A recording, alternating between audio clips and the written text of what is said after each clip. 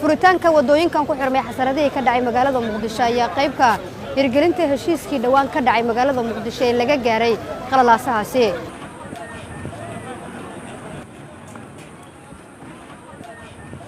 Ra'iisul Wasaaraha Xukuumadda Federaalka Soomaaliya Mudane Maxamed Xuseen Rooble ayaa kormeeray wadooyinkan oo furitaanku ku soconayo waxayna qayb ka tahay dhaqangelinta heshiiskii laga gaaray qalalaasii ka dhacay magaalada Muqdisho. inaan ka soo qayb galo furitaankii wadada ee dabka hoostiisa ahayd saacadan wixii ka dambeeyo waxaan shacabka Soomaaliyeed meel kasta ay joogaan gaar ahaan shacabka magaalada Muqdisho u sheegayaa inaan ku wareejiyay mas'uuliyaddii magaalada iyo wadooyinkeedii iyo ammaankeedii taliyo xijaar wabillahi tawfiiq waana mahadsantihiin waxaan rabaa nabadda inaad sugataan oo nabadda gacan bir aad ku qabataan marka walaalahay kulli waa mahadsantihiin taliyihina waa kana ku wareejiyay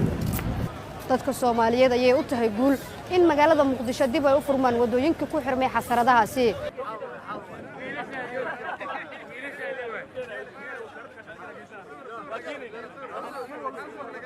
Ra'iisul Wasaaraha Xukuumadda Federaalka Soomaaliya ayaa shacabka Soomaaliyeed ugu baaqay inay wada ilaashadaan nabadda. aad ayaan ugu faraxsanahay inaan halkan soo booqdo wadadana aan furno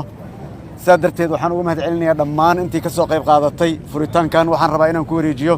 taliska ciidanka booliiska Soomaaliyeed isgoyska Mirnaay Soomaan meeshan taagna waa ka codkaas rabeen ka maqlo